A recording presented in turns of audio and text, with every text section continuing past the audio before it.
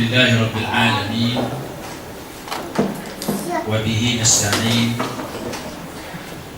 wassalatu wassalamu ala asyrafil anbiya'i wal mursalin wa ala alihi wa sahbihi rasulillahi ajma'in. Qala Allah subhanahu wa ta'ala fi kitabihil aziz,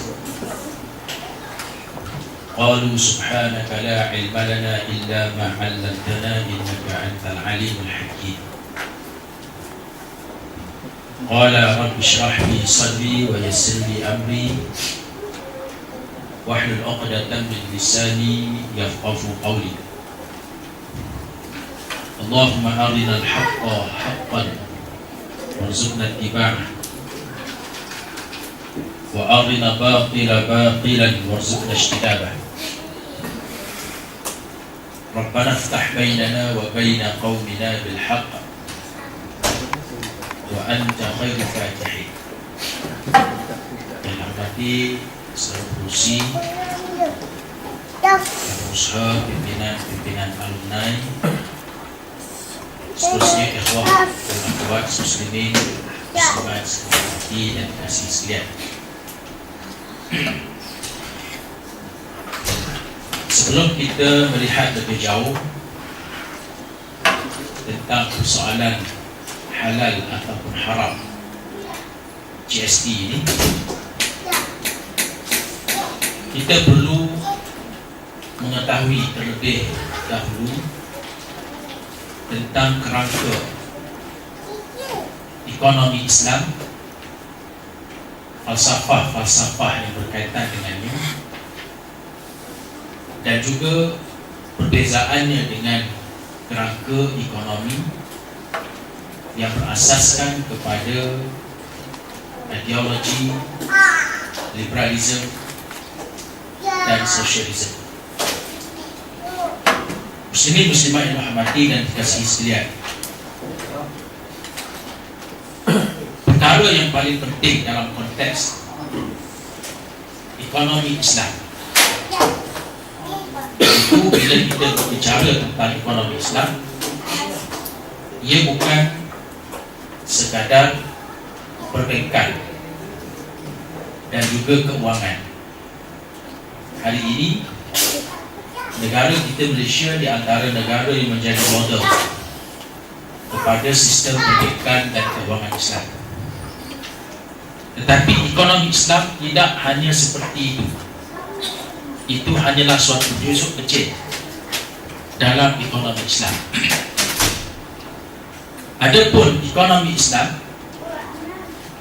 adalah suatu bentuk sistem ataupun kerangka yang mana meletakkan hak pendidikan adalah milik mutlak Allah Subhanahu wa ta'ala. Ia menjelaskan tentang beberapa perkara asas yang membezakan di antara Islam dengan ekonomi yang lain. Di antaranya ialah hakut tamalluk, bagi hak pemilikan. Di dalam Islam, seluruh yang ada di atas bumi ini adalah milik Allah, dan ia diamanahkan kepada manusia untuk menguruskannya dengan tujuan memperolehi manfaat dan tujuan-tujuan keperluan asas bagi manusia di atas bumi ini. Itu asas ekonomi yang paling penting. Berbeza dengan liberalisme, di mana berdasarkan kepada pandangan liberalisme, hak individu memberikan ruang yang seluas-luasnya kepada hak individu, individual property ataupun individual ownership, sehingga hak individu ini menjadi kayu ukur kepada hierarki seseorang ataupun sesebuah keluarga dalam masyarakat. Ini dari segi falsafah ekonominya. Dalam masyarakat liberal ada golongan atasan yang dipanggil sebagai golongan high class. Ada golongan middle class. Middle class pun ada middle class atas, ada middle class bawah. Dan ada golongan bawahan, lower class. Masyarakat dalam ekonomi liberal ada stratifikasi dia, ada hierarki dia. Dan hierarki ini wujud berdasarkan kepada hak pemilikan individu. Seseorang yang ada pemilikan individu yang banyak bermakna mempunyai kuasa beli yang tinggi, purchasing power dia tinggi, maka dia berada di kedudukan atas dalam masyarakat. Seseorang yang tidak ada pemilikan yang banyak, maka dia berada di kedudukan yang lebih rendah, purchasing power dia rendah. Demikian juga negara, bukan hanya individu dibahagikan mengikut stratifikasi ini, hierarki ini, negara pun begitu. Negara yang income-nya rendah, GDP-nya rendah, maka ia dikenali sebagai negara mundur. Walaupun istilah itu tidak ada, tetapi negara underdeveloped countries, negara mundur. Yang sedang maju dipanggil negara membangun. Yang telah maju, negara industri, dipanggil sebagai negara maju. Kemudian dibahagikan mengikut wilayah, negara utara dan negara selatan, south and north. Kesemua ini disebabkan oleh hak pemilikan, konsep hak pemilikan. Adapun dalam ekonomi sosialisme, khususnya sosialisme Marxisme, Karl Marx, mereka melarang pemilikan individu. Tidak ada individual property ataupun private ownership. Yang ada adalah national ataupun state ownership, pemilikan negara. Dengan arti kata yang lain, semuanya adalah milik negara yang diuruskan oleh ketua, oleh pemerintah, sehingga menyebabkan masyarakat mereka tidak ada hierarki. Ini disebut komunis. Masyarakat komunis ni yang disebut dalam Komunis Manifesto, masyarakat mereka tidak ada hierarki. Masyarakat mereka adalah masyarakat semula jadi, disebut natural society, masyarakat semula jadi. Dan mereka mengaitkan kefahaman ideologi Marxisme ini dengan teori evolusi. Teori evolusi Darwin, manusia yang berevolusi daripada spesies yang lebih rendah, bila berevolusi kepada manusia, secara semula jadinya tidak ada hierarki.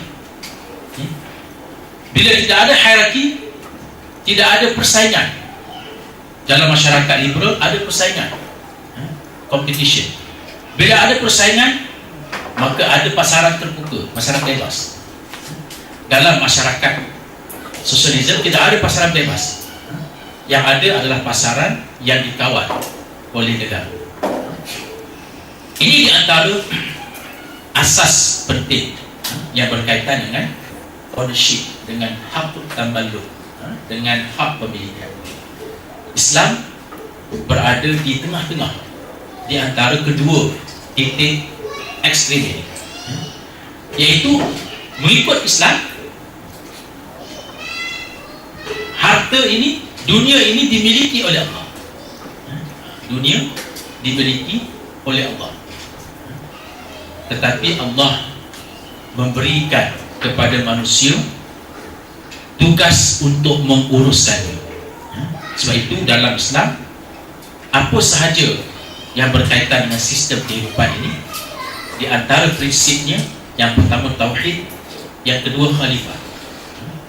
Tugas manusia adalah menguruskan.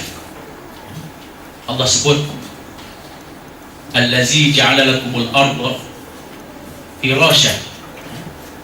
Allah telah menjadikan kepada kamu dunia ini sebagai hamparan. Wallazi khalaqa lakum ma fil ardi jami'an. Yang tadi Allah sebut Allah telah menjadikan bagi kamu allazi ja'ala lakumul arda firasyan was samaa'a binaa'a. Dan Allah jadikan bagi kamu dunia ini sebagai hamparan, sebagai tempat kehidupan. Dan Allah jadikan langit itu sebagai suatu binaan yang menaungi kamu. Disebut dalam ayat yang lain, wallazi khalaqalakum ma fil ardi jami'an. Dialah Tuhan yang telah menciptakan untuk kamu apa yang ada di atas bumi ini.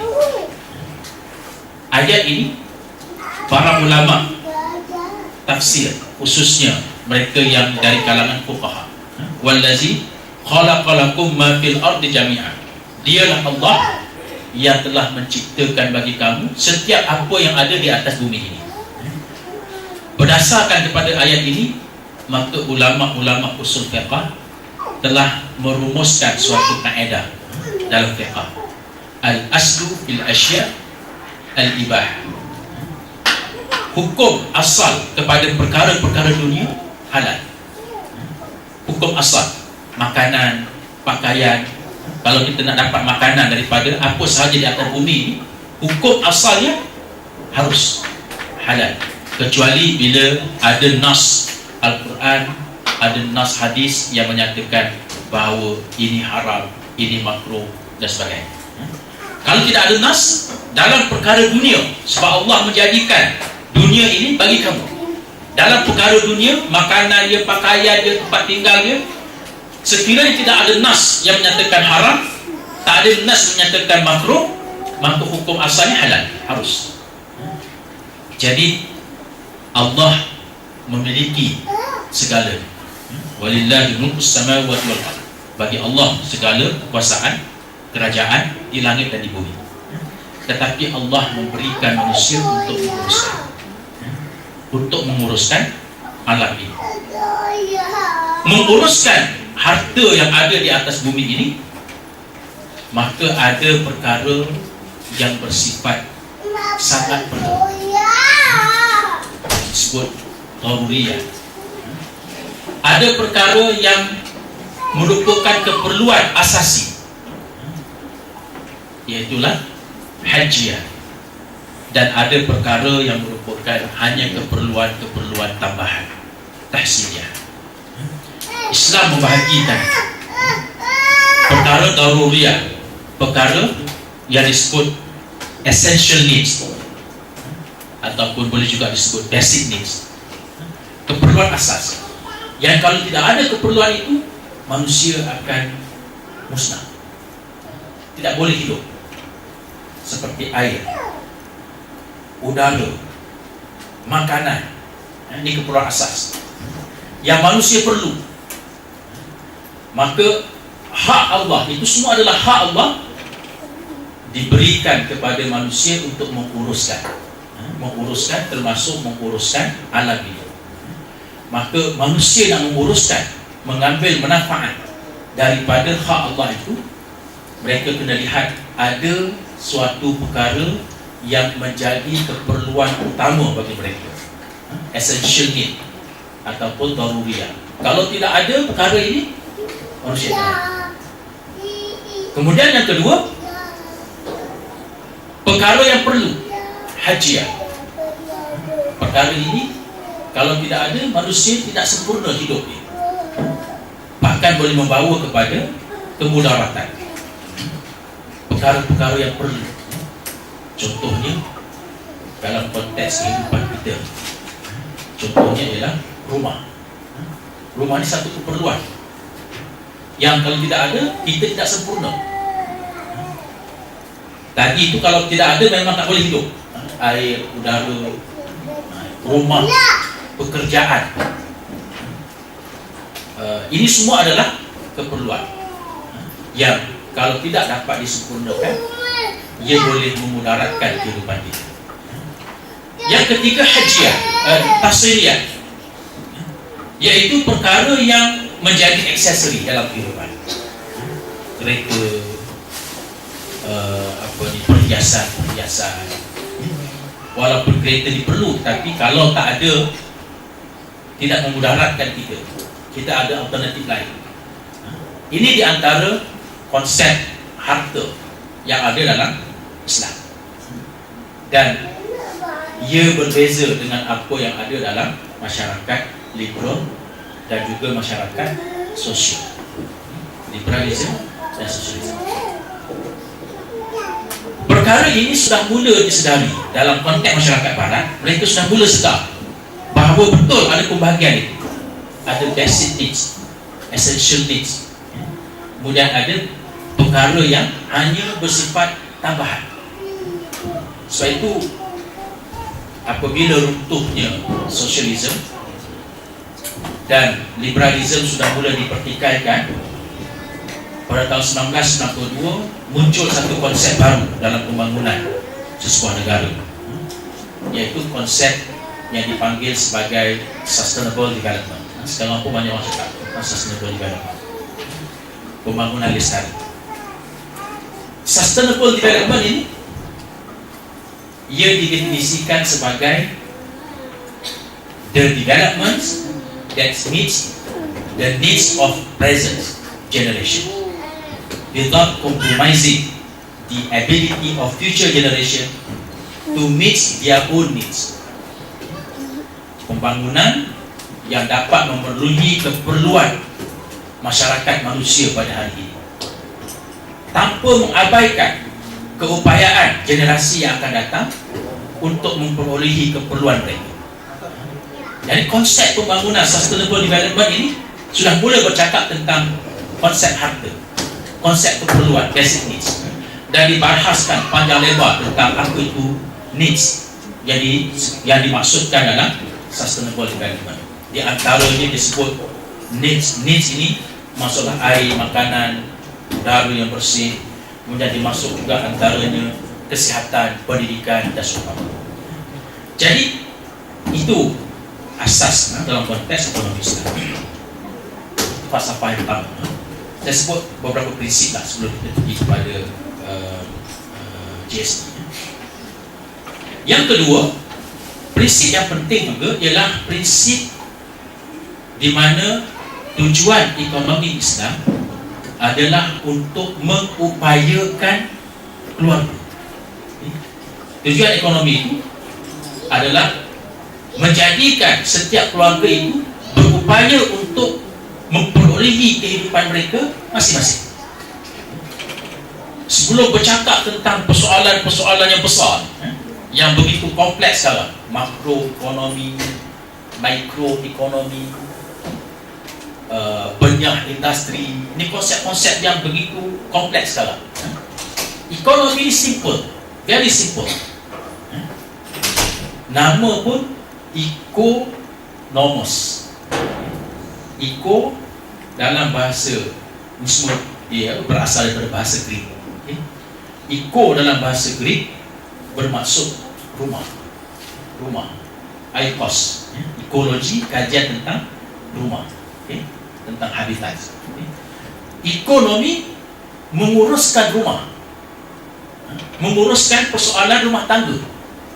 Itu ekonomi, konsep paling asas, menguruskan persoalan rumah tangga. Kemudian daripada unit asas sesebuah keluarga ini barulah masyarakat. Ekonomi itu di peringkat masyarakat. Kemudian baru negara, baru antarabangsa.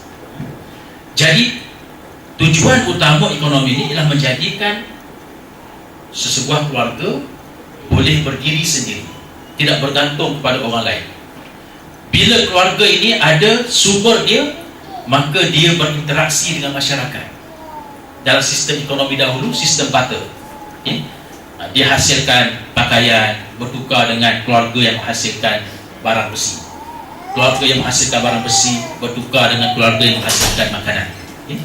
Jadi bila setiap keluarga itu berupaya, maka ia menjadikan masyarakat self-dependence, masyarakat yang boleh berdiri sendiri, tak bergantung kepada sesuatu negara, tak bergantung kepada orang lain. Bila masyarakat berupaya, maka negara juga akan berdiri sendiri. Dia boleh menghasilkan barangan keperluannya, makanan keperluannya, air, sumber-sumber yang disebut basic needs tadi boleh dihasilkan, maka negara juga akan berdiri sendiri. Dan ini akan membawa kemakmuran kepada alam, kepada bumi. Itu konsep penting dalam konteks kedudukan fokus ekonomi Islam. Dan ia berbeza dengan ekonomi moden, khususnya selepas revolusi perindustrian. Pemain ekonomi utamanya adalah company, adalah syarikat-syarikat ataupun disebut pemodal kapitalis. Mereka inilah menjadi key players dalam ekonomi. Kemudian ada golongan pengguna. Kita dianggap pengguna. Selama ini pengguna lah. Konsepnya menggunakan perkhidmatan, menggunakan barangan. Sehingga sistem ekonomi liberal ini menyebabkan masyarakat tidak self-dependence. Tidak self-dependence. Sesebuah negara bergantung kepada negara lain. Kemiskinan berlaku. Ada masyarakat yang miskin. Dijadikan mereka ini dengan pelbagai sistem yang menyebabkan mereka bergantung kepada syarikat lain, sehingga masyarakat ini tidak boleh berdikari. Contohnya dari segi mendapat keperluan asas, kita terpaksa bergantung kepada syarikat besar untuk membekalkan air, untuk membekalkan tenaga. Contoh mudah. Universiti company Uniten, ramai engineer kat situ yang pakar dalam bidang perencanaan, kuasa elektrik, elektronik dan sebagainya. Sepatutnya Uniten itu tak perlu dah ambil tenaga dari luar. Dia boleh jana sendiri, ada kaedah-kaedah. Tetapi tak berlaku seperti itu. Contoh lain, Universiti Melaya, kita ada pakar hidrologi, kita ada pelbagai pakar, dan kita ada reservoir, kita ada kawasan tadahan air di tengah-tengah Universiti Melaya. Ada air yang mengalir, sungai, 2 batang anak sungai mengalir. Tetapi kita masih perlu syabas untuk bekalkan. Sebab apa? Sebab kita dijadikan dalam sistem liberalisme ini tidak berdikari, tidak self-dependence. Kalau dahulu sesebuah kampung itu mereka cari sumber air sendiri, dapat sumber air daripada gunung. Bila mereka dapat sumber air sendiri, mereka peka dengan kualiti air. Peka. Kalau berlaku pencemaran, mereka cari mana punca dia. Sekarang ni sebab semua take for granted, semua dapat daripada syarikat, maka kita pun tak prihatin dah dengan sumber air. Cuma ke, tak semua ke, yang penting kita bayar duit, syabas kena bekalkan. Itu yang berlaku pencemaran amonia kan, lulangan dan sebagainya. Bila berlaku sistem seperti ini menyebabkan satu pihak tidak berdikari, satu pihak lain berdikari, maka berlaku negara miskin yang penduduk ramai dan sebagainya. Dan ada negara kaya, berlaku orang miskin, orang kaya, maka orang kaya ini tertindas, orang miskin tertindas. Negara miskin ini menjadi negara yang dipergunakan untuk kepentingan negara kaya, lebih khusus untuk kepentingan syarikat-syarikat daripada negara kaya. Pernah ada satu artikel, saya tadi boleh baca artikel ni, diterbitkan tahun 70, iaitu The Lifeboats Ethics. The Lifeboats Ethics, The Case Helping the Poor. Artikel ni ditulis oleh Gareth Haddis. Dia sebut kita tak perlu bantu di antara konteks ataupun isi yang cuba dijelaskan. Tak perlu bantu negara-negara miskin. Dia merujuk pada Amerika. Tak perlu bantu. Walaupun dari segi etika ni kita kena bantu, dari segi humanitis, tetapi kita perlu memberi suatu bentuk pengajaran, learning kepada negara-negara miskin ini supaya mereka berdikari, supaya mereka berdiri sendiri dengan kita tak perlu kepada bantuan. Kalau penduduk mereka itu ramai, ia menjadi suatu disebut cruel learning, suatu pengajaran yang kasar, supaya masyarakat negara mundur, negara membangun ini menghadkan bilangan populasi dia. Biar ada yang mati pun tak apalah, kebuluran sebagainya. Bila mereka dah tahu bahawa perlu jaga kontrol populasi, barulah mereka boleh membangun.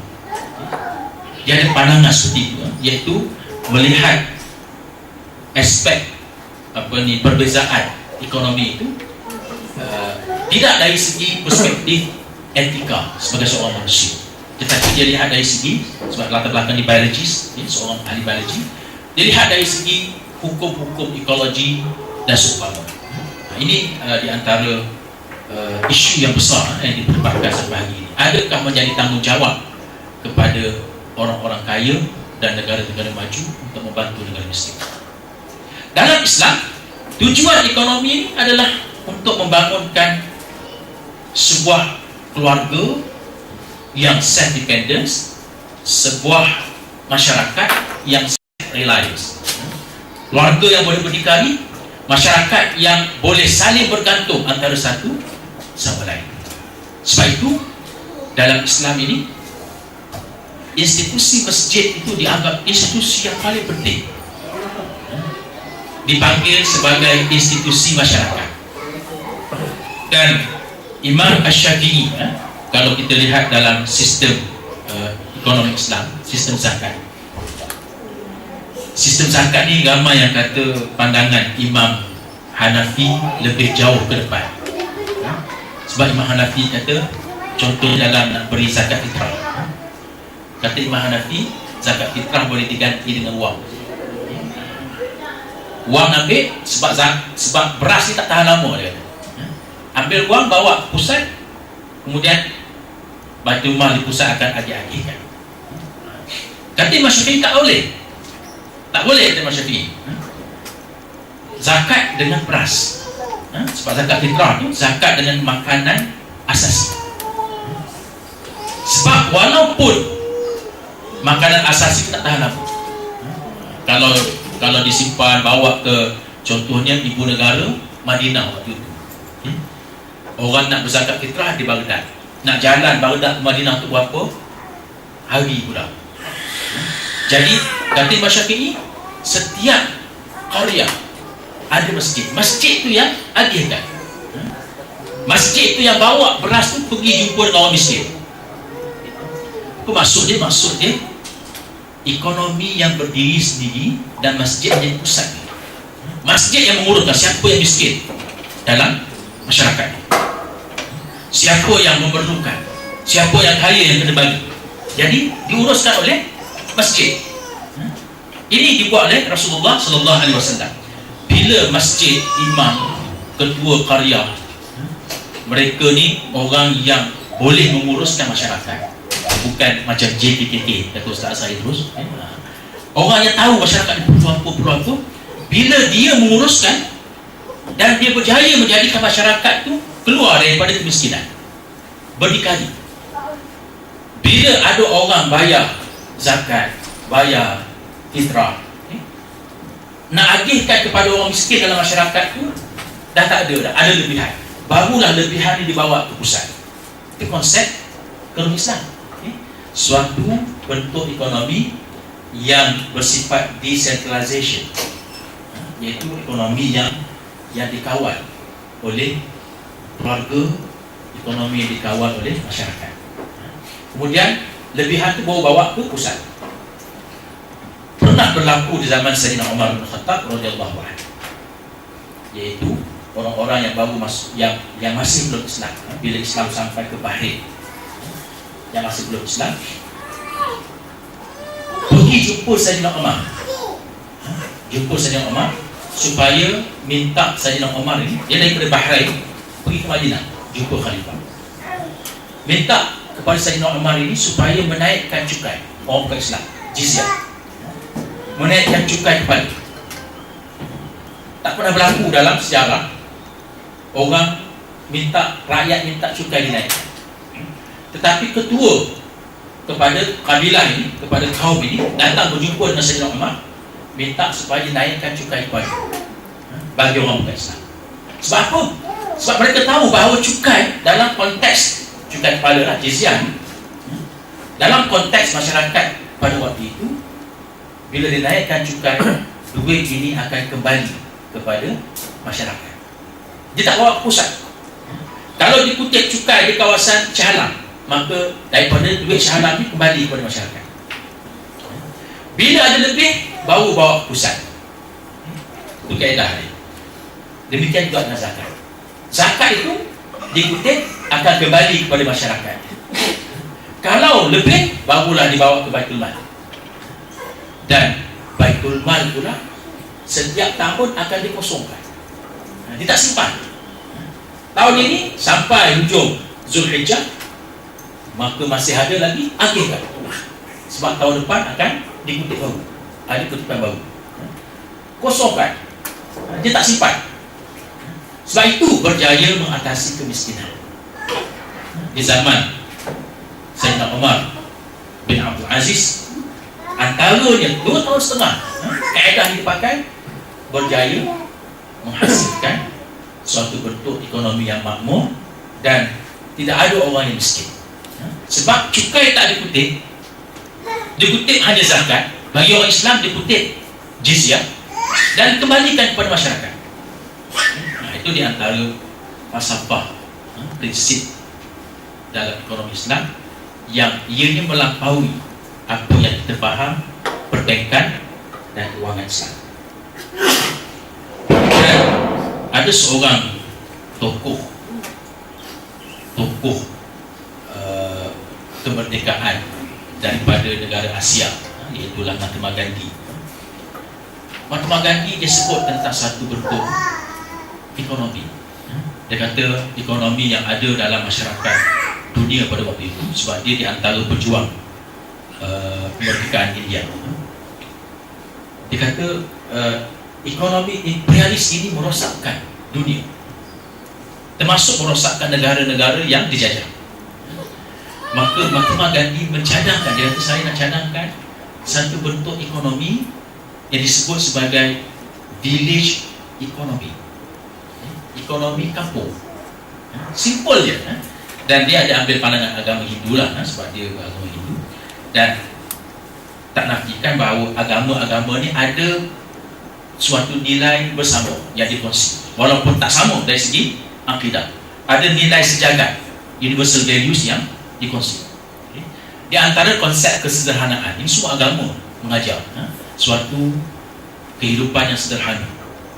Agama mengajar konsep ekonomi yang tak memusnahkan, non-violence economy, ekonomi yang tak merosakkan. Jadi Mahatma Gandhi mencadangkan village economies yang kalau kita lihat dengan konteks ekonomi Islam, ada nilai bersama. Masyarakat yang berdikari, Mahatma Gandhi kata masyarakat India ni, masyarakat kampung mereka dah boleh mencari sumber tenaga mereka sendiri, walaupun pada waktu itu mereka menggunakan najis lembu. Boleh jadikan sumber tenaga. Kalau nak jana sumber yang lain, kita boleh janakan. Konsep ekonominya sederhana, industrinya sederhana, industri kecil dan sederhana. Sekarang ni kita sudah mula bergerak kepada itu. Industri kecil dan sederhana. Bila industri kecil dan sederhana, maka kita memerlukan teknologi-teknologi yang sederhana, yang tak besar. Pernah berlaku dalam konteks Malaysia ni, bila muncul industri kecil sederhana, industri menghasilkan apa ni, contohlah menghasilkan putu bambu. Dia tak boleh buat syarul besar-besaran, kecil-kecilan, kecil dan sederhana. Konsep industri barat besar-besaran, konsepnya besar-besaran. Konsep ekonomi Islam dan ekonomi yang lain, konsepnya sederhana dan kecil. Islam tersebut khairul umur awsatuha, sebaik-baik pekerjaan itu dalam apa sahaja di pertengahan. Masyarakat Buddhism ada seorang tokoh lah, tapi dia bukan orang Cina, dia orang Amerika, Schumacher. Dia tulis sebuah buku, saya boleh baca dalam buku ni, Small is Beautiful. Buku Small is Beautiful. ekonomi yang kecil sederhana itu adalah sesuatu yang cantik. Dan dia perkenalkan konsep the middle way economics. Middle way ni pertengahan, sederhana. Jadi bila kita nak tumpukan pada ekonomi yang kecil sederhana yang menyebabkan masyarakat tadi boleh berdikari, maka dengan sendirinya kita memerlukan teknologi, innovation. Teknologi yang ada dalam ekonomi barat semua teknologi yang besar. Nak hasilkan putu bambu, nak buat industri kecil ni tak ada. Teknologi besar. Ustaz kenal Zulkifli Harun. Kenal Zulkifli Harun. Jadi seorang pakar dalam menghasilkan gadget lah. Dia pernah buat satu gadget tahun 80-an. Dia menghasilkan satu kereta, orang panggil kereta hantu. Dia dengan suara boleh hidup enjin. Bila dia jumpa dengan Proton, dia beritahu dia ada gadget seperti ni. Proton kata, kamu tak perlu, kami kalau boleh nak cari orang yang boleh hasilkan enjin dia. Jadi dia pun bawa gadget ni pergi saya cari maklukan, jumpa dengan BMW. Kata tak silap, BMW tu cantik ke benda ni, dia guna. Zulkifli Harun ni antara temuramah dengan dia kata apa yang dia nak sumbangkan kepada masyarakat. Dia kata saya nak sumbangkan, saya nak hasilkan satu mesin yang boleh digunakan oleh orang yang tak boleh beli kilang besar. Mesin yang kecil sederhana.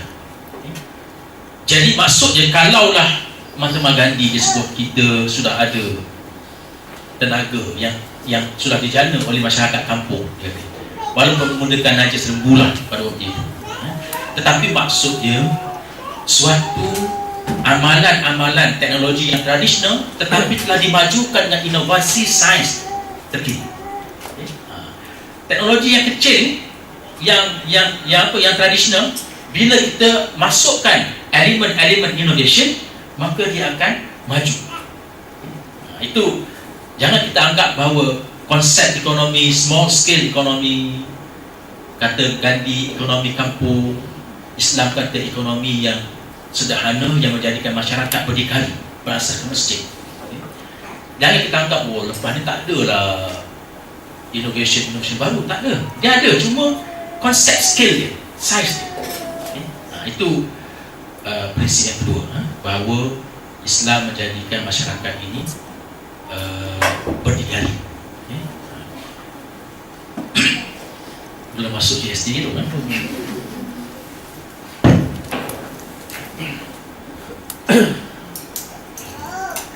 Saya tak sempat nak sentuh banyak tadi masalah penting dalam ekonomi Islam. Jadi di atas konsep itulah, di atas konsep beberapa falsafah penting ini, maka timbul konteks yang dipanggil hak Tuhan. Hak Tuhan. Dan Allah mengisytiharkan dalam beberapa ayat Al-Quran tentang hendaklah wa'atu haqqahu, hendaklah kamu keluarkan hak kepada dia, iaitu hak Tuhan.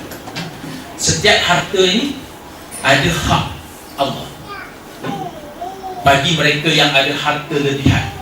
Lebihan maknanya dia ni bukan miskin, dia ni bukan keperluan dia boleh digunakan bukan cukup-cukup, yang lebih daripada keperluan dia, maka daripada harta itu ada hak Allah.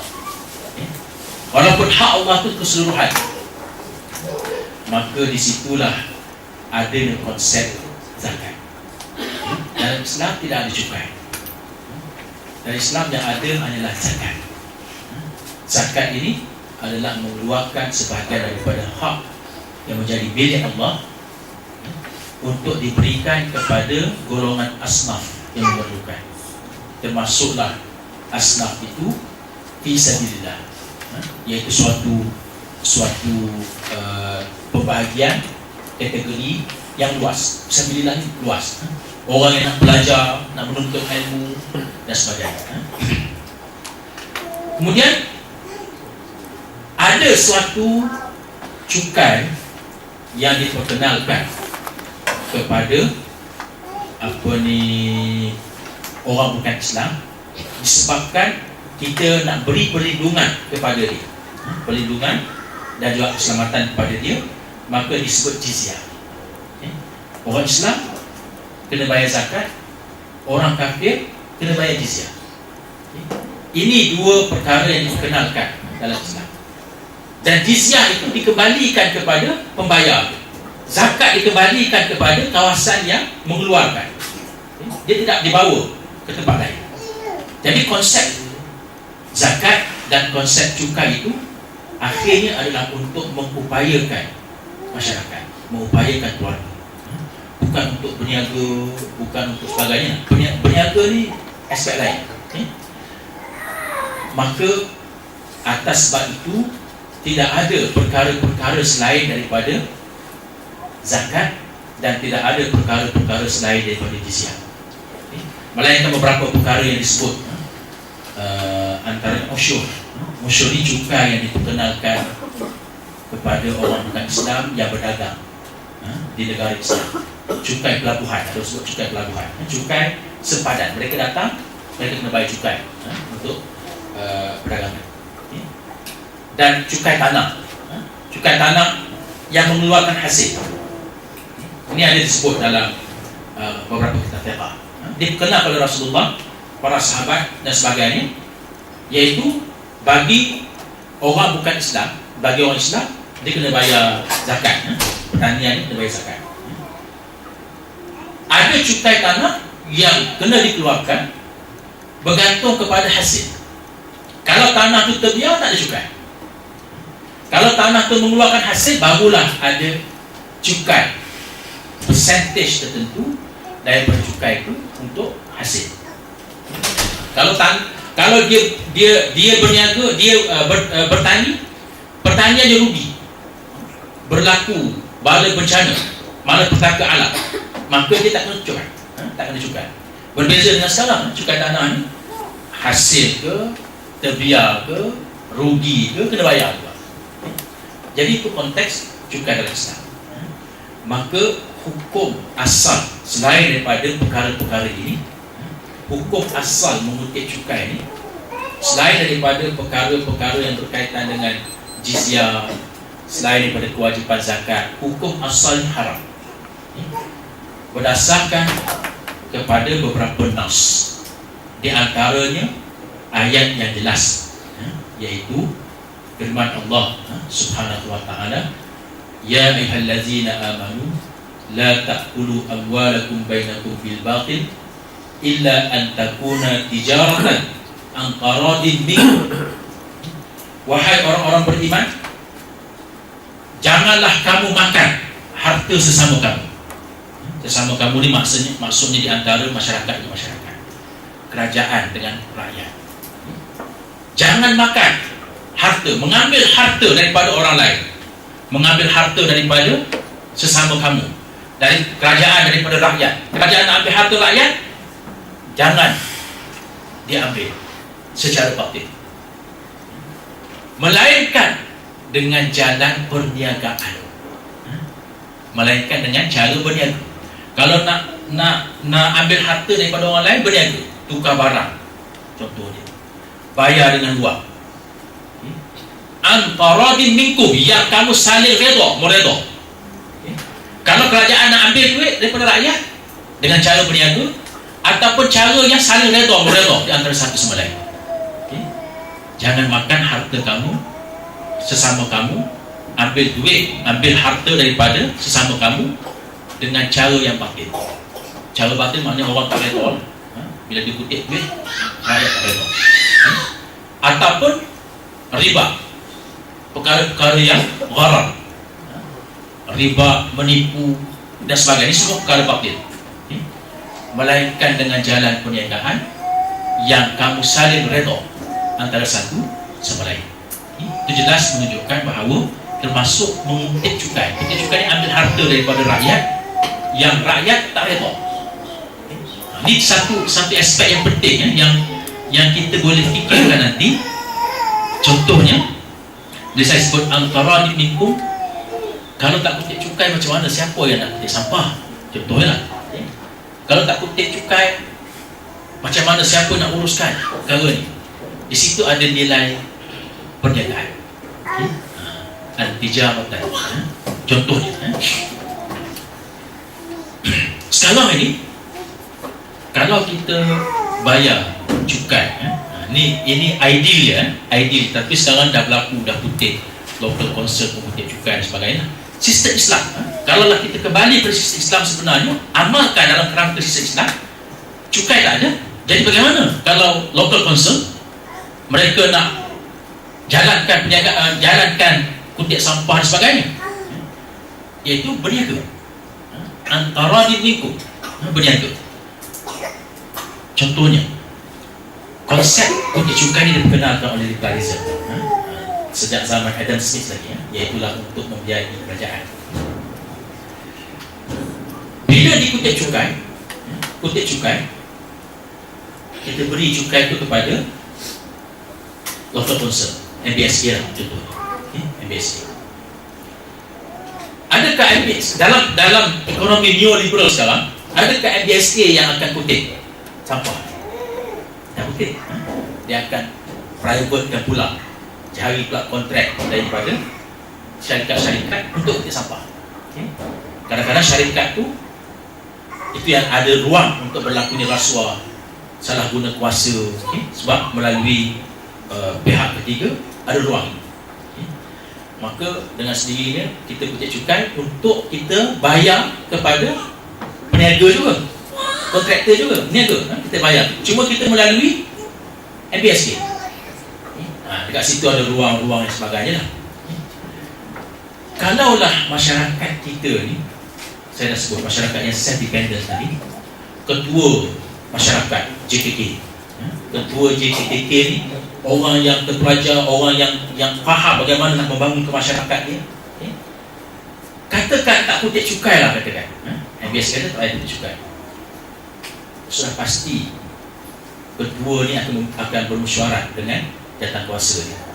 Dia kata kita ada masalah sampah, so macam mana nak selesai. Lalu mereka pun kena pasti, masyarakat setempat itu kena pasti, oh ada dalam kampung ni orang yang boleh buat kerja ni, kita sampah. Dia ada syarikat, jadi kita berniaga dengan dia. Kita bayar dia upah, kita sampah, dia kutip oleh masyarakat, oleh JKKK umpamanya, bayar dia duit kutip sampah. Lepas kita sampah, kita bayar. So itu berniaga, saling redha-meredha. Buat mesyuarat dengan masyarakat kampung, setuju tak setuju, kita bayar berapa banyak. Setiap orang kena keluar berapa? RM50 sebulan. Jadi setuju, kita cari kontraktor yang kita yakin dia boleh buat, maka kita upah dia. Itu berniaga. Berbeza dengan bayar cukai, pihak ketiga yang cari. Jadi itu yang disebut antara minkum. Saya beri contoh lah. Sekarang ni kita ada banyak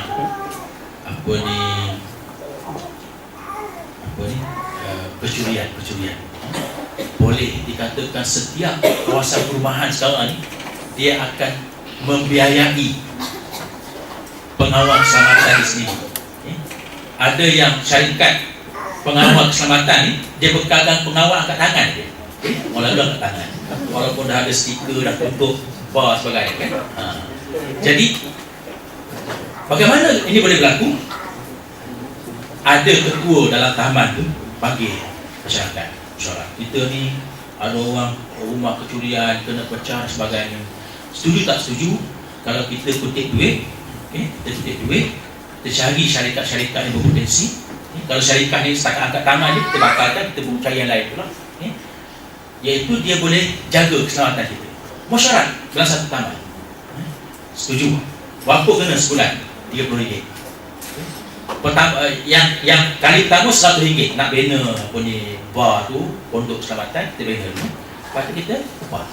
Tu bayar RM20 sebulan. Adakah ini cukai? Ia bukan cukai. Ia adalah satu bentuk berniaga. Kita berniaga. Berbeza dengan tak apa kita serah pada satu pihak, mereka cari. Itu lain. Itu yang disebut cukai tu. Pihak kerajaan yang ditentukan kena bayar banyak-banyak ni, kami akan pastikan keselamatan. Akhirnya tak selamat juga. Kita bayar cukai ke kerajaan, dia berubah, dia bentuk pasukan polis pun tak sempat nak jaga. Jadi ada perbezaan di situ. Kemudian nas yang kedua disebut oleh Rasulullah sallallahu alaihi wasallam dalam hadis yang sahih, antara yang diriwayatkan oleh Imam Ahmad dan Imam Abu Daud. La yadkhulul jannah sahibul maqs. Tidak masuk syurga orang yang memungut cukai. Tak masuk syurga orang yang memungut cukai. Dan dalam hadis yang lain disebut sahibul maqs finnar, pemungut cukai dalam neraka. Yang diriwayatkan oleh Abu Daud.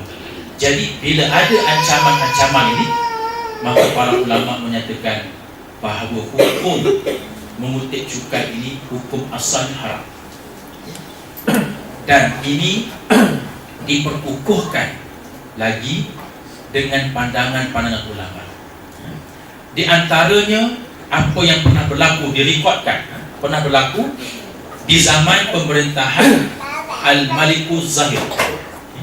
Al-Malikuz Zahid iaitulah kerajaan barbar yang memerintah utara Afrika sampailah ke Andalus. Mereka memerintah daripada utara Afrika sampai ke Andalus. Beberapa kerajaan Al-Muwahhidun, kemudian sebelumnya Al-Muradidun. Dan bila berlaku peperangan, pada waktu itu kerajaan Abbasiyah di Baghdad. Baghdad ni memerintah satu wilayah yang besar. Ada wilayah yang diperintah oleh kerajaan sendiri, seperti Andalus pada waktu itu dan juga kerajaan utara Afrika. Bila Baghdad berjaya dikalahkan oleh Mongol, oleh kerajaan Mongol. Kerajaan Mongol ni sewaktu dia menguasai dunia, dia sampai ke Asia Tenggara, dia sampai ke Palembang, yang menyebabkan antaranya kerajaan Islam di Palembang tu lagi ada yang menyebut Palembang Darussalam. Kerajaan Sultan dia lagi sampai ke Brunei. Sampai itu ada hubungan Palembang Darussalam dengan Brunei Darussalam. Itu sampingan. Jadi bila tentera Mongol ni sampai di Baghdad, mengalahkan Abbasiyah, tumbang kerajaan Abbasiyah, lalu mereka mara ke Mesir. Sampai di Mesir, kemarahan itu sudah sampai kepada masyarakat pemerintahan Al-Malikuz Zahid. Lalu Al-Malikuz Zahid panggil ulama. Dia nak tanya hukum. Apa hukum aku mengutip cukai perang? Bagi cukai perang lah. Martial law, martial tax, cukai peperangan. Apa hukum mengutip cukai peperangan? Iaitu kita nak membiayai senjata, membiayai tentera, jalanan tentera dan kelengkapan-kelengkapan dia untuk menghadapi tentera Mongol yang akan datang. Mereka sedang menuju ke sini. Apa hukum kita kutip? Ada rakyat yang kita kutip kuda-kuda dia, unta dia. Ada yang tak ada unta, kutip duit dia untuk membiayai tentera menghadapi tentera Mongol dalam keadaan darurat pada waktu itu. Ditanya para ulama. Ulama-ulama kata harus. Dalam keadaan seperti ini darurat harus. Sehinggalah Sultan ni tak puas hati. Tak puas hati, dia kata ini ulama pengaku semua ni. Dia tunggu seorang lagi ulama yang ada dalam majlis itu, yang dia dikenali sebagai Sultan Ulama. Sultan Ulama ni maknanya dia pernah menjadi ulama sultan, tetapi dia tegur sultan dulu sewaktu di Baghdad. Kemudian dia dianggap ketua kepada ulama-ulama, itulah Syekh Al-Imam Izzuddin Abdul Salam. Tanya pada Izzuddin Abdul Salam. Izzuddin Abdul Salam ni asas lagi dia banyak tulis kitab. Di antara kitab yang terkenal ialah Masalihul Anam. Masalihul Anam. Yang kitab ni orang yang fiqhul maqasid ni banyak berdasar kitab ni. Selain daripada Asy-Syatibi dan Al-Muwafaqat, antara kitab yang menjadi rujukan tentang maqasid syariah ni ialah kitab Imam Izzuddin Abdul Salam, Masalih Al-Anan. Jadi bila ditanya pada Izzuddin Abdul Salam, dia kata haram, kamu tak boleh cukai perang selagi mana kekayaan negara yang kamu ada, harta yang kamu ada ni kamu tak gunakan. Bila kamu gunakan harta ini tak cukup, baru harus kamu kutip. Jadi hukum cukai itu haram, tetap haram, kecuali kalau ada keperluan yang mendesak. Bila ada, baru kamu boleh kutip. Maka ulama menyimpulkan begini, dia kata hukum asal kutip cukai ni haram, maksud GST lah. Hukum asalnya haram, kecuali bila ada beberapa perkara. Yang pertama, tidak boleh kutip cukai selagi mana harta negara ni ada yang perlu digunakan. Contohnya, harta negara kita ni banyak, petroleum, sumber air. Air ni harta negara, bukan harta syabas, harta negara. Ada seorang pelajar saya, dia kaji tentang Integrated Water Resource Management pada PhD saya, bagaimana nak menguruskan sumber air secara bersepadu. Ini konsep yang dikenalkan oleh United Nations, Integrated Water Resource Management. Jadi dibuat sikit, salah satu daripada kajian dia ialah water between human right and economic values. Setakat mana air itu sepatutnya diberikan percuma. Kerajaan, kalau kerajaan kutip cukai daripada rakyat untuk kutip cukai tertentu, di antara cukai nak bagi balik dalam bentuk kemudahan asas, ini yang sangat perlu basicnya tadi. Kalau kerajaan tak kutip cukai, tak apa.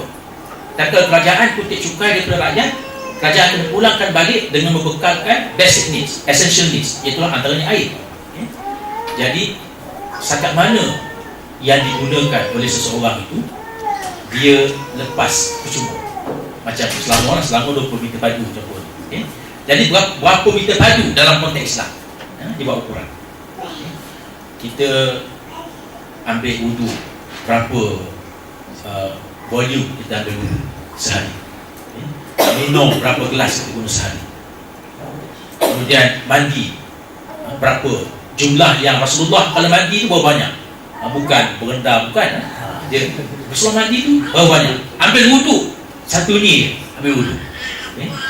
Sebab kata almarhum Tuan Aziz, bukan nak basuh, nak konsepnya nak menyucikan dosa. Sebab itu ambil basah sikit dia, bukan jerung itu. Jadi jumlah itulah yang tak perlu dibayar sebab kerajaan kutip cukai. Kalau kerajaan tak kutip cukai, barulah kena dibayar. Tetapi kalau rakyat ambil daripada sumber sendiri, dia gaji sendiri telaga, tak ada masalah. Dia tak boleh kerajaan disebabkan dia gali telaga sendiri, kerajaan kata kena bayar, ni duit air harta negara, tak boleh. Itu harta milik Allah. Kalau kita buat telaga, kita keluarkan air dari telaga, orang lain datang nak guna, baru kita boleh jual. Kita boleh jual, ni hak kita, sebab kita yang keluarkan, orang lain nak guna, boleh jual. Tetapi dengan kadar yang munasabah. Itu yang berlaku di zaman Rasulullah SAW. Orang Yahudi jual air, dia jual air.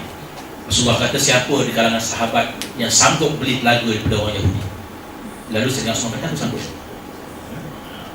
Sayyidina Osman pun telaga runah, beli telaga ni. Kata Yahudi, aku tak mau jual.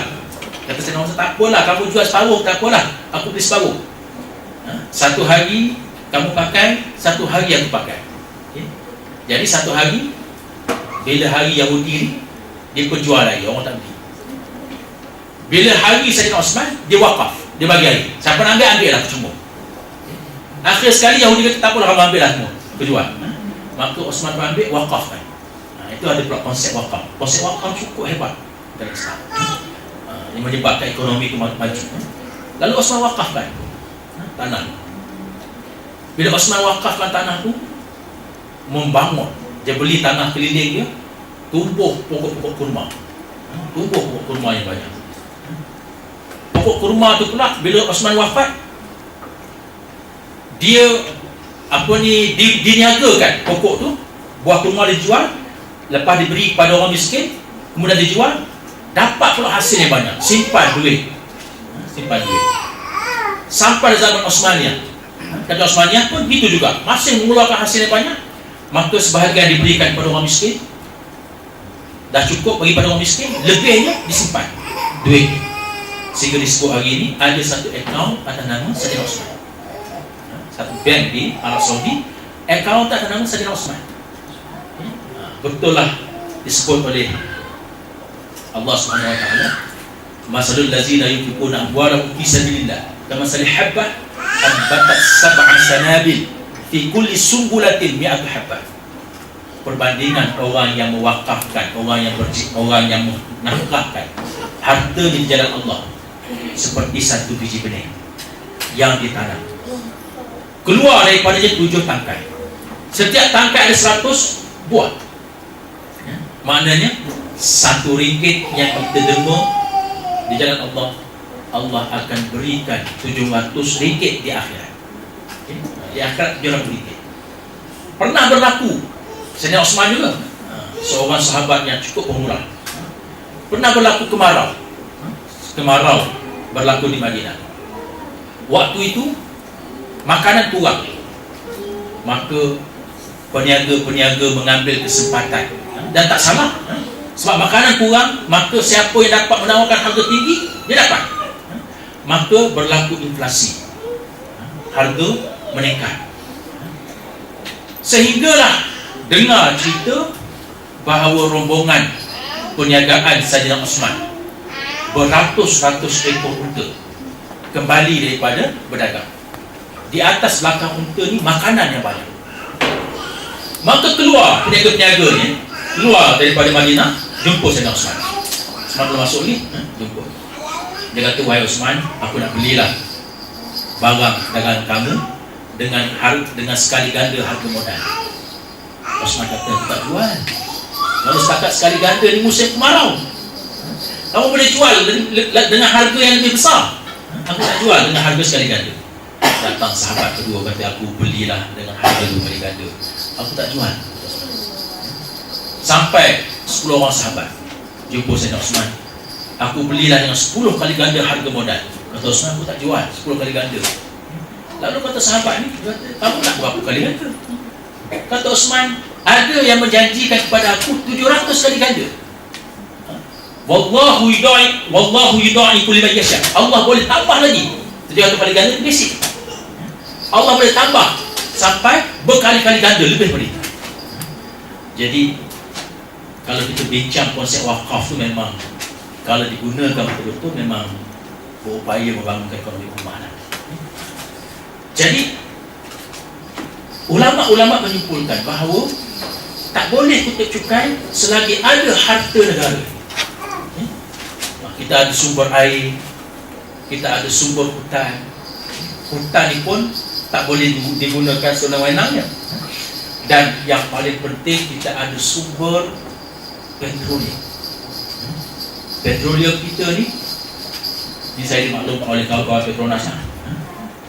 Petroleum kita ni reservoir dekat telaga minyak dekat Terengganu.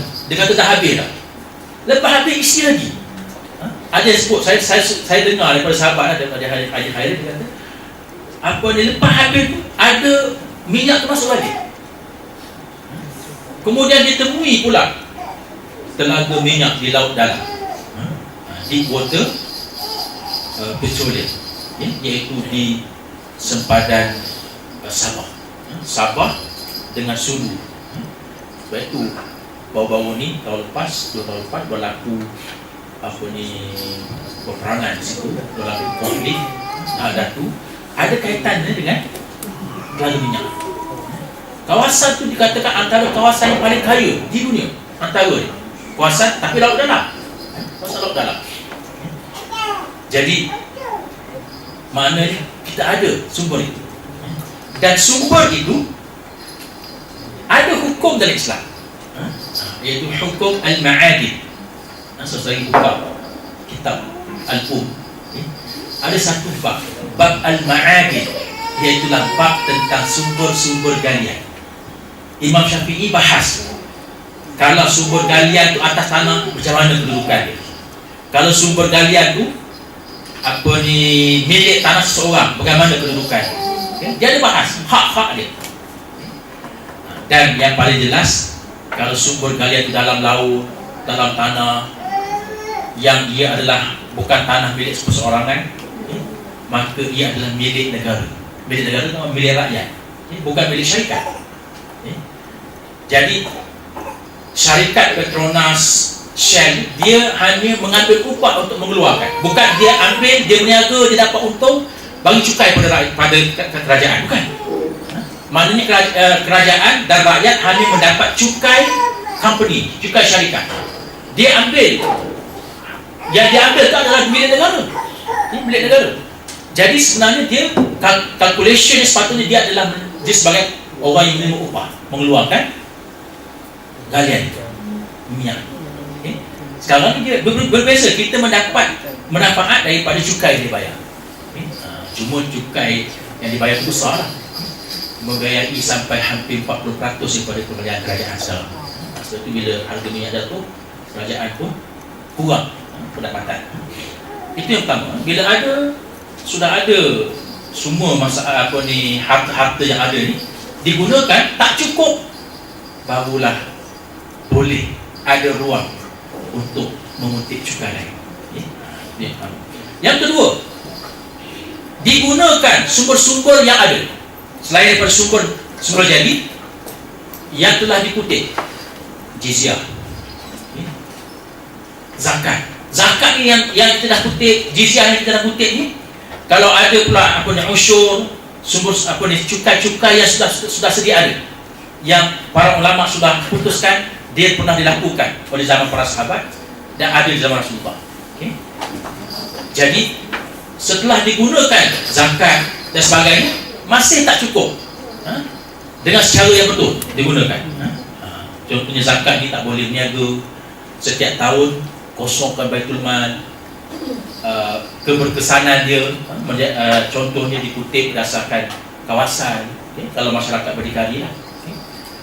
Dan selepas digunakan tak cukup, barulah ada ruang untuk kita mengutip cukai baru. Itu yang kedua. Yang ketiga, kerajaan yang mengutip cukai, kerajaan yang tidak boros, penguasa yang tidak boros, penguasa yang tidak rasuah. Sebab kalau boros rasuah, harta negara banyak macam mana pun tak cukup. Harta negara dah banyak dah, masih tak cukup lagi. Maka kalaulah kerajaan itu memang kerajaan yang berhemah, tidak boros, tidak rasuah, tak berlaku leakage dalam perbelanjaan, bila dah digunakan sumber negara, sumber-sumber cukai yang telah sedia ada digunakan, zakat dan sebagainya, tak cukup lagi, barulah dibenarkan untuk mengutip cukai baru. Jadi hukum asalnya haram, tetapi masih ada ruang. Kemudian yang keempat, tidak boleh mengutip cukai kepada orang miskin. Orang miskin, kita nak kutip dia cukai, dia tak cukup. Orang yang miskin, tak boleh cukai ini dikutip kepada semua orang. Sebagaimana GST, ada orang miskin di situ yang tak mampu, walaupun tersebut ia berdasarkan kepada, kalau kita belanja, bayar, tak belanja, tak bayar. Masalahnya ada benda-benda yang dalam kategori essential, walaupun kerajaan telah sebut senarai-senarai yang tidak dikenakan cukai, tetapi disebut itu sebagai suatu dipanggil peraturan berkaitan akta. Tak sebut dalam akta yang memutuskan ini tak kena cukai, ini Kementerian Perdagangan Dalam Negeri. Kalau akan datang dia kata kena cukai lah, kena. Tidak ada jaminan bahawa dia tak dikenakan cukai, cuma sekarang dikecualikan. Kecuali kalau disebut dalam akta, barang-barang ini tak dikenakan cukai. Akta yang dibentangkan di Parlimen digazetkan, jelas menunjukkan tak kena cukai barang-barang itu lain. Sekarang ni dia hanyalah satu bentuk seumpama peraturan yang boleh diputuskan oleh kementerian. Dia tak perlu bawa dalam syura, dalam parlimen. Okay? Kalau boleh sebut syura lah, itulah antara dia sekarang ni. Jadi sekarang ni yang dikecualikan itu mengikut menteri kata dikecualikan. Akan datang kalau dia kata kena lah. Tak jaminan. Jadi orang miskin ni dia nak makan, dia nak pakaian dan sebagainya.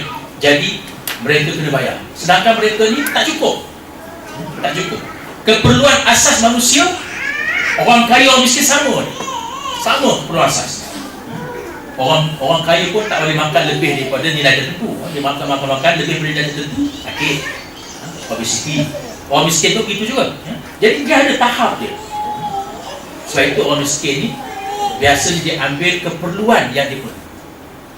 Orang kaya dia ambil keperluan tambahan, iaitu aksesori. Jadi orang miskin tak kena cukai. Sepatutnya tak dikenakan cukai. Cukai tak boleh dikenakan kepada mereka. Cukai dikenakan kepada orang kaya yang mereka itu mampu, yang berlebihan. Itu juga di antara lah syarat-syarat dia tak dikenakan kepada orang miskin. Itu di antara syarat-syarat. Kalau kita nak kutip cukai baru, kita kena kutip, tengok syarat-syarat tu. Kalau dah tak ada dah dipenuhi, barulah kita boleh kutip. Kalau tidak, tak boleh. Maka dengan sebab itu Dewan Ulama PAS Pusat telah menyatakan bahawa hukum GST dalam keadaan sekarang haram dikutip, sebab tak memenuhi keempat-empat. Kita punya harta masih banyak, harta negara masih banyak, tetapi tak diuruskan dengan cara yang sebenar. Zakat kita banyak. Wilayah persekutuan sahaja Kuala Lumpur, kutipan zakatnya ialah hampir sekarang ni tahun 2011 tu 274 juta.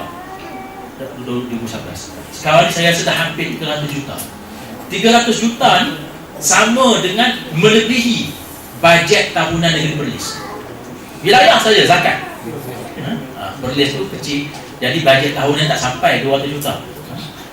Zakat wilayah hampir 300 juta. Jadi banyak tu. Selama lagi lah, selama yang paling banyak ini. Jadi selagi ada duit-duit daripada sumber-sumber itu digunakan secara yang munasabah, maka tak boleh cukai. Kemudian ini memang tak dipenuhi lah. Kerajaan yang telus, kerajaan yang tidak leakage, kerajaan yang tidak boros. Ini berbanding kita boros. Ada benda yang tak perlu kita buat. Yang keempat tadi lah, orang miskin tak boleh dikenakan. Mesti ada threshold. Harta orang yang banyak ni tak kena. Bukan dikutip kepada semua orang. GST ni kena pada semua orang. Jadi itu pandangan awal, kesimpulan yang saya boleh buat, iaitu kita, kalaulah kita melihat kerangka ekonomi Islam, saya hanya sebab menunjukkan dua prinsip tadi. Kerangka ekonomi Islam tu kalau kita buat, insya-Allah kita akan mendapat suatu ekonomi yang makmur dan keperluan untuk mengenakan cukai-cukai baru tak ada. Yang kedua, hukum cukai, hukum asalnya haram. Kalau ada keperluan nak mengutip cukai, maka kena penuhi antara 4 syarat utama tadi. Ada syarat-syarat yang lain. Penuh 4 syarat ni barulah kita boleh kutip cukai yang sedia.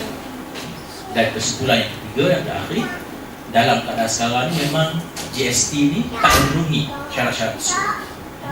Maka dengan sebab itu kita memutuskan, Dewan Ulama PAS Pusat, walaupun Majlis Fatwa kita tanya banyak kali, baru keluar Majlis Fatwa menyatakan bahawa cukai harus, tapi Dewan Ulama PAS Pusat menyatakan GST tetap haram dalam keadaan kita konteks Malaysia pada hari ini. Wallahu a'lam. Aqulu qawli hadza wa astaghfirullah al-azim li wa lakum. Assalamualaikum warahmatullahi wabarakatuh.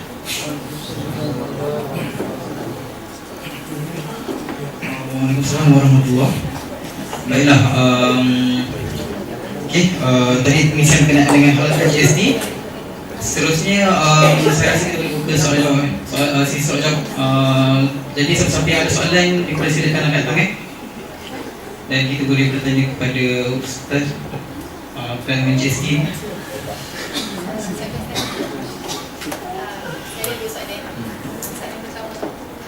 Pendapat Ustaz sendiri lah, adakah ada sedikit benefit daripada GST untuk property which is kita sebagai masyarakat rakyat dan juga kerajaan sendiri lah, negara sendiri. Yang keduanya, jika hukumnya GST yang haram, jadi sebenarnya apa yang sepatutnya kita sebagai rakyat yang ditindas ni? Apa? Kita perlu buat lah.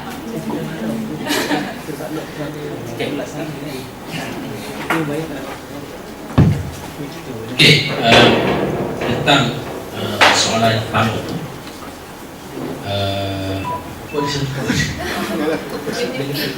okey, adakah sedikit benefit daripada GST ni?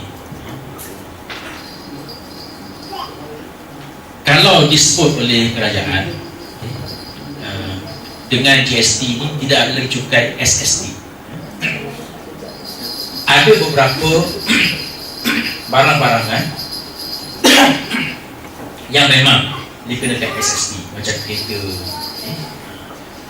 apa ni, restoran-restoran yang apa ni, ada taraf tertentu dikenakan SST.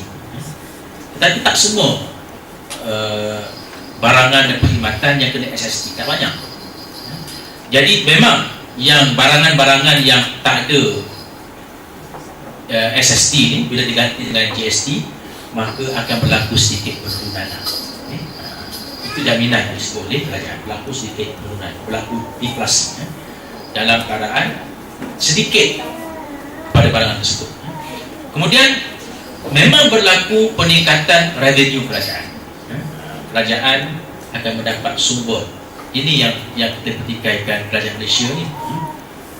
Dalam keadaan dia apa ni, yang dikatakan hebat memerintah, ada pengalaman lebih daripada hampir 60 tahun memerintah. Bila mereka tak cukup sumber, nak dapatkan revenue baru, sumber ekonomi baru, dia cari poket rakyat. Dia bukan seorang pemerintah yang baik lah. Sepatutnya dia kreatif. Ada banyak perkara yang dia boleh buat. Cuma kata rakyat cadangkan super tax, super rich tax. Ini pun saya rasa tak boleh juga kita bebankan kepada orang kaya lah. Ada banyak yang saya rasa boleh dibuat. Itu kena ahli ekonomi buat kajian. Kita ada pelbagai cara. Di antaranya yang telah dicadangkan ialah linkage kita tu dikurangkan. Laporan audit tahun 2012 atau 2011 mengatakan 28 bilion tiris berlaku ketirisan, 28 bilion. Kita punya bajet tahunan kita lebih kurang 250 bilion, hampir 10% berlaku linkage. Itu yang kena pasti. Dan kalau kita boleh mengatasi masalah itu, saya rasa ada sumber pendapatan lain, iaitu dengan kita mengatasi ketirisan, kita dapat sumber yang ada secara optimal, secara 100%. Dan banyak lagi sumber lain yang saya nampak. Di antaranya ialah pembangunan ekonomi yang berasaskan kepada masyarakat tadilah, iaitu konsep keluarga yang berdikari dan sebagainya. Kemudian menutup pintu-pintu pembelanjaan yang tak perlu, pintu pembelanjaan yang kita habis banyak kat situ, antaranya jenayah. Sebab itu bila orang kata kita kena tingkatkan ekonomi fiqhul aulawiyat, dia kata, iaitulah tingkatkan ekonomi dahulu barulah laksanakan hudud. Fiqhul aulawiyat ini bila dua benda tu bertembung, kepentingan dua benda bertembung. Contohnya kita ada duit 10,000, nak pergi haji ke nak kahwin, ulama bahas. Ulama kata kalau orang muda dah cukup syarat, bimbang diri dia boleh terjebak kepada perkara-perkara mungkar, maka aula kahwin. Itu ulama bahas. Itu contoh-contoh yang diberi oleh Al-Qaradawi dalam kitab Fiqhul Aulawiyat. Kemudian dia kata contohnya, kalaulah seorang tu dah pergi haji, dia nak pergi haji sekali lagi, ada duit 10,000. Di masa yang sama, perjuangan Palestin memerlukan sumbangan. Jadi perlu nak pergi haji ke, sekali lagi yang sunat, ataupun sumbang kepada Palestin. Baru ada aulawiyat, sebab bertembung. Hudud dengan ekonomi ni tak bertembung. Hudud ni menyokong ekonomi. Bila laksanakan hudud, maka jenayah kurang. Maka bila jenayah kurang, duit kerajaan yang dibiayai untuk jenayah. Contohnya dadah. Dadah ni wallahu a'lam, adakah boleh dihukum dengan hukum syarbul khamar? Itu ulama bahas lah. Kalau dihukum dengan syarbul khamar, adalah kaedah dia, disebab dan sebagainya. Kemudian mencuri, contohnya mencuri. Orang yang mencuri masuk penjara, kena 20 tahun penjara contohnya lah. Kerajaan bayar free makan free, kena bayar pula warden, bayar bangunan, buat penjara baru. Jadi itu duit-duit yang keluar daripada perkara yang tak sepatutnya keluar.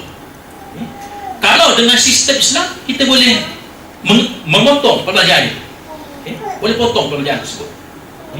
Potong tangan, habis. Dia curi lagi, sebelah lagi, tak mencuri dah. Kecuali kalau dah kena potong tangan, dia curi dengan kaki pula, tak tahulah. Jadi kaedah begitu. Dan dengan sendirinya hudud ini menyokong ekonomi. Sebab itu di mana aulawiyat yang dikata fiqh aulawiyat, kena dahulukan ekonomi, sedang hudud menyokong dia, bukan bertembung. Itu yang orang salah faham tentang fiqh aulawiyat ni. Dia kata kita kena dahulukan ekonomi. Hudud ni bukan dia menghalang pembangunan ekonomi, hukum menyokong. Bila tidak ada orang dibunuh, tidak ada zina, salah satu daripada yang disebut sumber ekonomi terkini sekarang ni.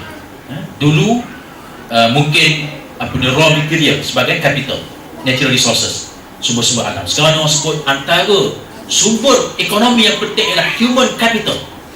Nak jadikan human capital macam mana kalau anak tu daripada anak zina? Bapak dia lagi, ibu dia tukang kantin, ibu dia bagi anak daripada Jabatan Kebajikan Masyarakat. Kalau dah lahir anak-anak seperti ni, mana human capital dia, human resource dia? Ekonomi, ini semua ekonomi. Semua orang yang tak faham yang kata ini bertembung dengan kepentingan ekonomi, tak betul. Jadi ini kalau kita boleh sekat perbelanjaan tak perlu ni, orang yang anak luar nikah, letak dekat Jabatan Kebajikan Masyarakat. Kalau anak luar nikah tu ditemui di tong sampah, tak tahu bapa siapa, dia akan dapat taraf kewarganegaraan dia stateless, taraf kewarganegaraan non state, tidak ada warga negara, budak. Lepas dah besar nanti barulah dia minta warga negara, dapat warga negara, dapat penduduk tetap dulu. Lepas penduduk tetap barulah dapat warga negara. Budak ni tokotan kantin, dah lah dibesarkan oleh Jabatan Kebajikan Masyarakat. Kalau dapat pula mak angkat dan sebagainya, barulah dapat sedikit pembelaan. Jadi orang ni yang akan membangunkan negara. Dibesarkan pula oleh duit kerajaan. Banyak habis kat situ. Satu isu yang besar berlaku di United Kingdom. United Kingdom ni dia welfare state.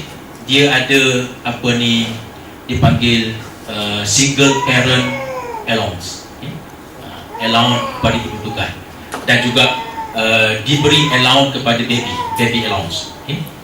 Jadi benefit yang dapat kepada baby, kepada single parent, menyebabkan budak-budak yang baru lepas sekolah ni berzina dengan kawan dia, baru tak sekolah, umur 17 tahun, dapat nikah. Kawan dia ni pun hilang, ataupun sengaja hilang. Dia pun daftar, saya single parent, dapat allowance. Mungkin dia buat kerja sikit-sikit, anak dia dapat allowance, dia dapat allowance. Siapa yang bayar? Taxpayers, pembayar cukai. Jadi pembayar cukai kata ini tak adil. Mereka senang-senang dapat allowance, bapak dia lepas tanggungjawab dan sebagainya, dan memberi kesan besar kepada ekonomi. Kalau ada hukum, insyaAllah tak ada benda ni. Jadi jalan-jalan pembaziran itu selain daripada membazir tadilah, buat ini buat itu membazir, ada yang keluar tak dengan cara tak perlu.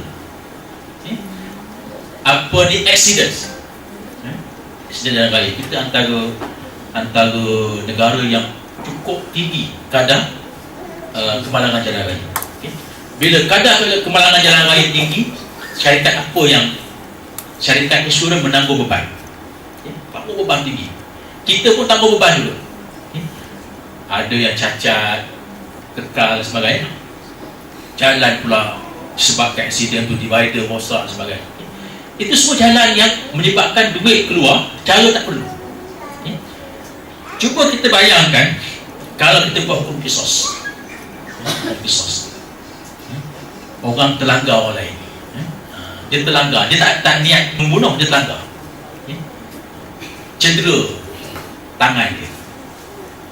Kalau dia sengaja langgar lagi lah, sengaja langgar ni boleh dikategorikan bawa laju, cuai, boleh dikenakan hukum kisos. Kalau dia tak sengaja langgar orang lain, menyebabkan orang tu mati, orang yang melanggar, yang membunuh dengan niat, dia akan membunuh tanpa niat. Membunuh tanpa niat kena diat, bayar diat, denda. Denda tu bukan bayar pada JPJ, denda tu bayar kepada keluarga sementi. Katakanlah yang dibunuh tu bapak dia tu, dialah yang menjadi penyara hidup dia, mak dia tak bekerja, anak 10 orang, kena bayar kos. Baru orang buat kereta berhati-hati. Jadi InsyaAllah kalau kita buat, tengok hampir semua hukum Allah tu, dia akan mengurangkan pembelajaran. Itu disebut apa ni, walau annal ahlul qura amanu wattaqaw la fatahna alaihim barakatin minas samai wal ardh. Kalau sebuah negara itu penduduk dia, pemimpin dia bertakwa dan beriman, Allah akan bukakan pintu keberkatan daripada langit dan bumi. Itu di antara kemakmuran yang ada. Jadi memang ada, biasalah, benefit, sedikit benefit itu ada lah, tetapi ia tidak menyelesaikan masalah yang ada kepada kita. Yang kedua, apa cara kita sebagai rakyat?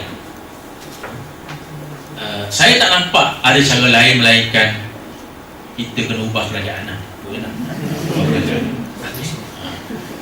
Kita nak demonstrasi pun dah berkumpul dah banyak, sampai seronok pula kumpulan anarkis, anarkism. Dia waktu kita buat demonstrasi dekat Dataran Merdeka dulu, mereka datang buat macam-macam isyarat lucah dan sebagainya. Dan walaupun kita tak suka dengan kerajaan sekarang ni, ada batas-batas dia yang kita tak boleh lampaui. Allah sebut dalam berperang, wala ta'tadu, jangan kamu melampaui batas. Bila kamu berperang dengan musuh, jangan sampai kamu melampaui batas. Dalam berperang, kita nak lawan kerajaan Barisan Nasional pun ada sampai batas-batas dia. Itu yang saya kongsi ni dalam alumni UM je. Saya sebut orang yang kita jangan terlibat dengan gerakan anarkism, yang buat demonstrasi dekat Kastam tu. Kalau kita tak puas hati dengan polisi Kementerian Pendidikan, jangan kita demonstrasi di depan sekolah, minta pengetua sekolah jawab. Kenapa? Pengetua jawab, dia pelaksana dasar, pelaksana dasar. Jadi kita buat apa? Kita pergi demonstrasi dekat Kastam. Saya sebut pada kawan-kawan saya lah, ada juga yang bocor skrin, bocor keluar, orang pun respon. Itu saya punya pandangan. Saya kata kita Wala tak tadu, jangan kita melampaui batas. Okay? Bila kita nak menentang, cari tempat yang sesuai. Okay? Ini kita kepung pegawai kerajaan. Okay? Pengarah kastam tanya, jawab 106 soalan. Pengarah kastam pun kata, okay, saya jawablah apa yang saya mampu. Okay? Tanya, kenapa udang, ikan bilis dan sebagainya dia kenakan GST. Lobster makan orang kaya tak ada kenakan GST. Tanya pada pegawai kastam. Pegawai kastam kata, saya ni pelaksana dia, saya tak tahu. Kena tanya lah kepada orang yang buat dasar tu. Itu bukan cara dia. Itu saya punya pandangan lah. Jadi ada orang kata tak betul, marah sebagainya. Semalam contoh semalam juga. Kita nak raikan anak Najib.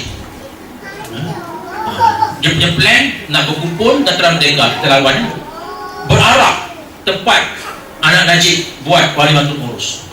Itu tak betul pandangan tu. Cara tu takkan benda tu melampaui batas. Nak bantah-bantah buat dekat Dataran Merdeka, tak ada salah. Nak bebaskan Anwar boleh, tapi bila kita kata kita nak raikan, tujuan kita nak raikan bukan nak langgar dia, tapi nampak ada tujuan itu. DAP pun kan tak setuju. DAP kan tak setuju cara begitu.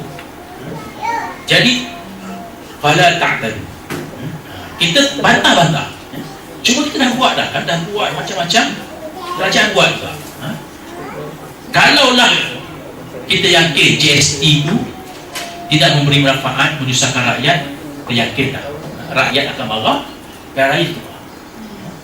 Kalau rakyat tak marah juga, memang rakyat ni saya tak tahu nak kata apa.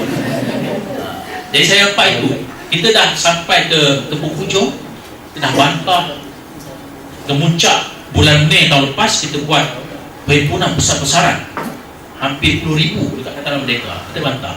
Dia nak buat juga, tak apalah. Kita beritahu rakyat, kami dah bantah dah, kamu sokong juga kerajaan, kamu dapat dah apa yang kamu nak. Next election kalau sokong lagi, saya dah sebut, kalau kerajaan kekal lagi, GST dah buat, dia akan buat satu lagi, healthcare scheme.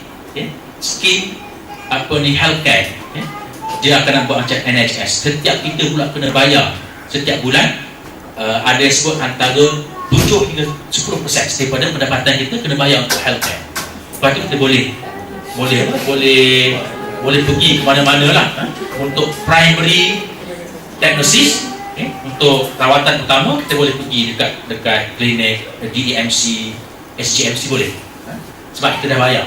Tapi setiap bulan 7 hingga 10% kita potong. Itu di antara yang kita bantah dulu lah, tapi kita buat. Dia dah ada apa? Plan ini sudah ada sejak tahun 1990-an, tapi dia tangguh setiap pilihan raya tangguh. Tapi kalau GST ni dibuat berjaya itu maksudnya rakyat boleh terima juga walaupun masalah besar. Kalau dia buat rakyat boleh terima, saya yakin lepas pilihan raya akan datang dia buat. Wallahu a'lam.